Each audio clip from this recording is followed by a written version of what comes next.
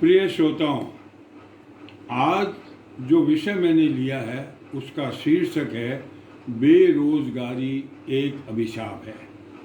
ये बेरोजगारी की समस्या इस समय हमारे देश में नौजवानों के लिए बहुत बड़ी समस्या बनी हुई है और इसका निवारण करना अति आवश्यक है। और मैंने ये संदेश स्वयं को एक बेरोजगार युवक मानते हुए चित्रित किया है और वही मैं आपके सम्मुख रखने जा रहा हूँ कि किस तरह से एक युवक और उसके परिवार को कठिनाइयों का सामना करना पड़ता है और अपने अध्ययन पूरा करने के बाद उसे कामकाज के लिए इधर उधर डोलते रहना पड़ता है और वो कामकाज उसे नहीं मिलता है।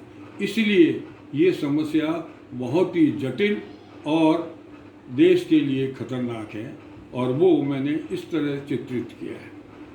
मेरे होने पर किलकारी की आवाज़ घर में दी थी सुनाई। मेरे होने के बाद किलकारी की आवाज़ घर में दी थी सुनाई। और उसी दिन से माँ बाप ने मेरे भविष्य की रूपरेखा भी थी बनाई।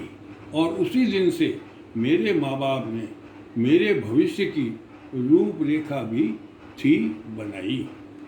माँ बाप ने सब कुछ दांव पर लगा। माँ बाप ने सब कुछ दांव पे लगा। त्यागे अपने सारे ऐशो आराम। त्यागे अपने सारे ऐशो आराम।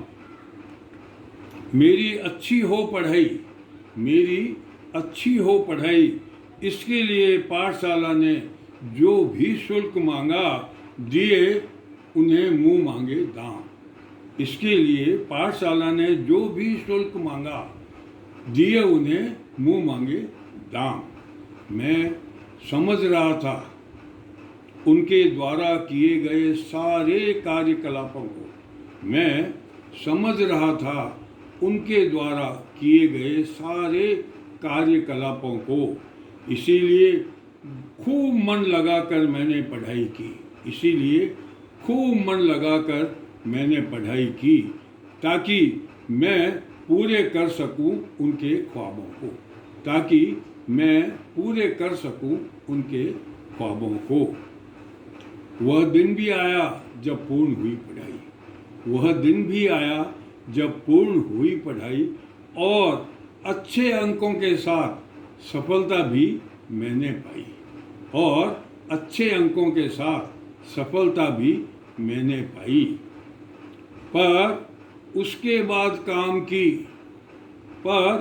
बाद काम की तलाश में इधर से उधर केवल ठोकरें ही खाई। पर उसके बाद काम की तलाश में इधर से इधर केवल ठोकरें ही खाई। यह स्थिति देख मैं मन ही मन में था बेहद परेशान और हताश। ये परिस्थिति देख मैं मन ही मन में था बहुत परेशान और हताश। इसलिए छोटी से छोटी नौकरी करने का अब मैंने किया था विचार। इसीलिए अब छोटी से छोटी नौकरी करने का मैंने अब किया था विचार ताकि घर वाले न हों निराश। अंत में लाचार हो सारी डिग्रियां ताक में रख। अंत में लाचार हो सारी डिग्रियां ताक में रख। करनी पड़ी दफ्तर में एक चपरासी की नौकरी। करनी पड़ी दफ्तर में एक चपरासी की नौकरी। क्या यही थे घर वालों के सपने? क्या यही थे घर वालों के सपने कि फिरता रहूं सिर पर लिए साहब की फाइलों की टोकरी? क्या यही थे घर वालों के सपने कि फिरता रहूं सिर पर लिए साहब की फाइलों की टोकरी? अब ये सारी बातें जन्म से लेके और अपने अध्ययन पूरा करने तक एक युवा को जब कामकाज उसकी योग्यता के अनुसार नहीं मिलता है तो कितना दुख होता है हम सब बहुत अच्छी तरह समझ सकते हैं। और यही मैंने इसमें दर्शाने का प्रयास किया है। और इसके लिए अंत में 4 पंक्तियाँ मैंने सत्ताधारियों को संकेत देते हुए या उनको संदेश देते हुए इस पर विचार करने के लिए अनुरोध किया है, और वो इस तरह है। कोरे आश्वासनों से मत बहलाओ युवाओं को, कोरे आश्वासनों से मत बहलाओ युवकों को, इससे एक दिन उनकी क्रोधाग्नि भभक जाएगी, इससे उनकी एक दिन क्रोधाग्नि भभक जाएगी।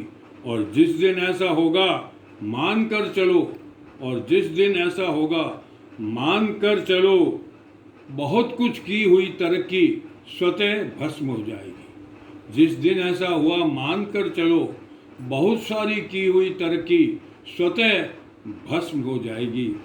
इसलिए सत्ताधारियों, बनाओ कुछ ऐसी योजना, इसलिए सत्ताधारियों कुछ बनाओ ऐसी योजना कि नहीं रहे कोई भी युवक कामकाज से वंचित। इसलिए सत्ताधारियों, बनाओ कुछ ऐसी योजना कि नहीं रहे कोई भी युवा बिना कामकाज के वंचित। यदि उदर पूर्ति के साधन जुटा लिए जाएं, यदि उदर पूर्ति के साधन जुटा लिए जाएं, तो कोई क्यों होगा चिंतित। यदि उदर पूर्ति के साधन जुटा लिए जाएं, तो क्यों होगा कोई चिंतित। ये बातें मैंने इसीलिए सावधान करने के लिए और आप तक पहुंचाने का प्रयास किया है कि इस समस्या का समाधान हम सब के लिए बहुत आवश्यक है, और इसके लिए कम से कम सत्ताधारियों को अवश्य ही बिना विलंब के इस पर कुछ कार्य करना चाहिए। जय हिंद।